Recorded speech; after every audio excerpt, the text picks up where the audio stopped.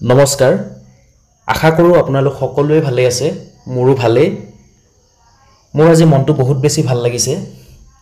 কাৰণ আপোনালোকে মোৰ ভিডিওসমূহ ভালদৰে চাইছে আৰু খুব সুন্দৰ সুন্দৰ কমেন্ট কৰিছে আৰু কিছুমানে ফোন যোগেও মোক ফোন কৰি পেলাই জনাইছে যে তেওঁলোকৰ মোৰ ভিডিওৰ পৰা সহায় হৈছে আসলতে যেতিয়া ভাল ভাল কমেন্ট পোৱা যায় ভিডিও এটা বনোৱাৰ পিছত তেতিয়া মনটো সঁচাকৈয়ে ভাল লাগে ভিডিও এটা বনাওতে যিখিনি কষ্ট হয় সেইখিনি যেন সাৰ্থক হৈছে তেনেকুৱা যেন লাগে আৰু এনেকুৱা কথাও নাই যে মোৰ ভিডিও চাই আপোনালোকে মোৰ পৰা বস্তু ক্ৰয় কৰিব লাগিব তেনেকুৱা একো কথা নাই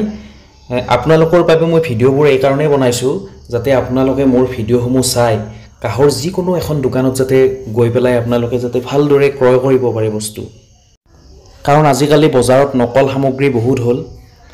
গুট্টে বজাৰখন নকল সামগ্ৰীৰে ভৰি আছে বুলি ক'লেও ভুল নহব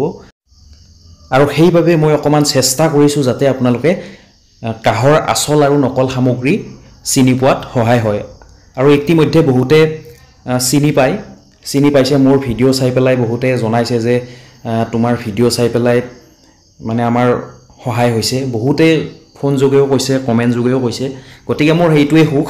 আৰু মোৰ বহুত বেছি ভাল লাগিছে মোৰ ভিডিও বনোৱাৰ যেটো উদ্দেশ্য আছিল হেতু যেন সফল হৈছে আপোনালোকে মোৰ ভিডিওবোৰ এনেদৰে সদায় চাই থাকিবচোন মোৰ বহুত ভাল লাগিব আৰু মোক এনেদৰে আপোনালোকে সহযোগ কৰি যাব আৰু কিবা যদি আপোনালোকৰ বুজাত অসুবিধা হৈছে অনুগ্ৰহ কৰি মোক ফোন কৰিব পাৰে আপোনালোকে মোৰ ফোন নম্বৰ আপোনালোকক কৈ দিছো 9101557034 9101557034 এই নম্বৰটোত আপোনালোকে মোক যেতিয়াই ফোন কৰে তেতিয়াই পাব এইটো নাম্বাৰ মোৰ লগতেই থাকে গতিকে আপোনালোকে মোক ফোন কৰিও সুধিব পাৰে মই এই বিষয়ে যিমান জানো বা মোৰ যিমান অভিজ্ঞতা আছে আপোনালোকক সকলোখিনিয়ে মই ভালদৰে বুজাই দিবলৈ চেষ্টা কৰিম আপোনালোকে মোক ফোন কৰিব আৰু কিছুমানে মোক কমেন্ট কৰি পেলাই সুধে যে ভাইটি তোমাৰ এড্ৰেছটো দিবাচোন তোমাৰ ঘৰ ক'ত বা তোমাৰ পৰিচয়টো দিবাচোন এনেদৰেও কিছুমানে কয় নিশ্চয় মই মোৰ পৰিচয় আজি ধুনিয়াকে দি দিম আপোনালোকক মোৰ অৰিজিনেল ঘৰ হৈছে হৰ্থেবাৰী মানে মোৰ জন্ম জাগা হৰ্থেবাৰী হয় কিন্তু মই বৰ্তমান জুৰহাটত থাকিবলৈ লৈছো জুৰহাটত থাকো জুৰহাটতো আমাৰ এখন নিজৰ ঘৰ আছে আৰু মোৰ দেউতাৰ নাম হৈছে গম্ভীৰ ঠাকুৰীয়া আৰু ককাৰ নাম হৈছে স্বৰ্গীয় হলিৰাম ঠাকুৰীয়া এজন বিখ্যাত কহাৰ আছিলে হৰ্থেবাৰী অঞ্চলৰ সকলোৱে চিনি পায় আৰু আমাৰ দেউতা খুৰা সকলোখিনি কা শিল্পৰ লগত জড়িত বহুতে চিনি পায় তেওঁলোকক বংশানুক্ৰমে আমাৰ সকলোখিনি কা শিল্পৰ লগত জড়িত সঁচা কথা ক'বলৈ গ'লে এই শিল্পটো আমাৰ বাবে প্ৰাণৰ শিল্প হয় আমাৰ প্ৰাণ হয় আসলতে আৰু সেইভাবে সেই স্বাৰ্থতে আমি এই কা শিল্পটো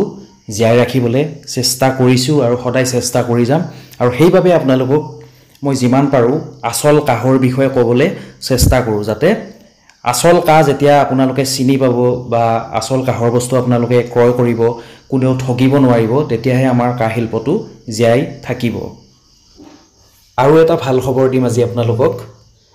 আমাৰ হৰ্থেবাৰী তথা অসমৰ যিখিনি কাহৰ সামগ্ৰী কা পিতলৰ সামগ্ৰী সেইখিনি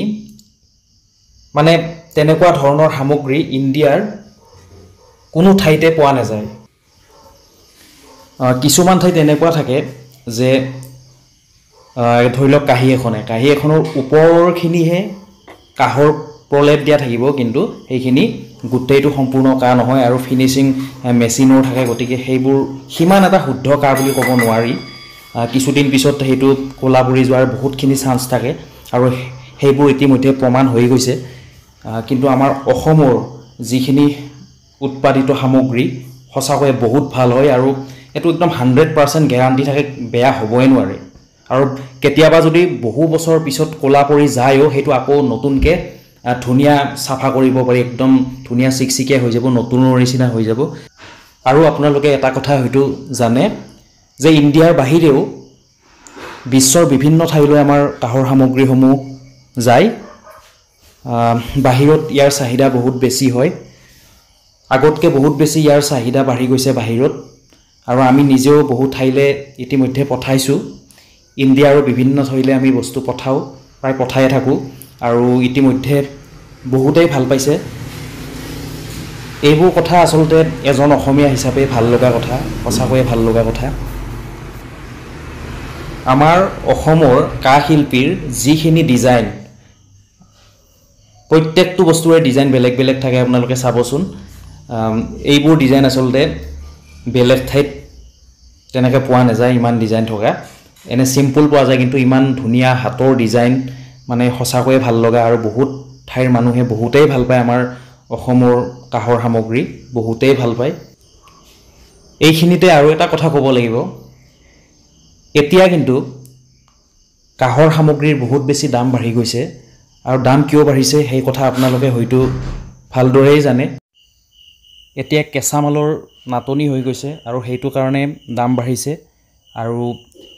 বছৰে বছৰে গঢ়নিও বাঢ়ি থাকে, সেইটো কাৰণে অকণমান দাম বাঢ়ি গৈছে। কেঁচামাল আছে, কেঁচামাল নাই বুলি মই নকওঁ, কিন্তু চব কেঁচামালেৰে সৰ্থেবাৰীৰ শিল্পীখিনিয়ে কাম কৰিব নোৱাৰে বা নকৰে। এই কাৰণেই নকৰে কাৰণ হাতেৰে যেতিয়া কাঁহৰ সামগ্ৰী তৈয়াৰ কৰা হয় তেতিয়া সেই কাঁহটো আটাইতকৈ ভাল হ'ব লাগিব, কোৱালিটি বহুত ভাল হ'ব লাগিব, সম্পূৰ্ণ শুদ্ধ কাঁহ হ'ব লাগিব, তেতিয়াহে হাতেৰে তৈয়াৰ কৰিব পাৰিব। আৰু যদি কাঁহটো বেয়া হয়, যদি কাঁহৰ কোৱালিটি যদি ভাল নাথাকে, তেতিয়া কেতিয়াও হাতেৰে তৈয়াৰ কৰিব নোৱাৰিব, বা তৈয়াৰ কৰিলেও সেইবোৰ নষ্ট হৈ যাব, ভাঙি যাব। গতিকে খুব ভাল কাঁহ হ'লে হাতেৰে তৈয়াৰ কৰিব পৰা যায়। আৰু সেইকাৰণে আমি হাতে তৈয়াৰ কৰা সামগ্ৰী ক্ৰয় কৰিব লাগে, কাৰণ হাতে তৈয়াৰ কৰা সামগ্ৰী কেতিয়াও অশুদ্ধ হ'ব নোৱাৰে বা ডুপ্লিকেট হ'ব নোৱাৰে। সম্পূৰ্ণ শুদ্ধ কাঁহ হ'লেহে হাতেৰে তৈয়াৰ কৰিব পাৰিব। এই কথা এজন কাঁহ শিল্পীৰ পুত্ৰ হিচাপে মই আপোনালোকক জনাইছোঁ। আৰু বেছি কিবা কৈ আপোনালোকক ব'ৰ নকৰোঁ, আপোনালোকে চাগে ব'ৰেই হৈ গৈছে। যদি ভিডিঅ'টো ভাল লাগিছে এটা লাইক কৰিব, শ্বেয়াৰ কৰিব আৰু চেনেলটো ছাবস্ক্ৰাইব কৰি দিব। বহুত বহুত ধন্যবাদ।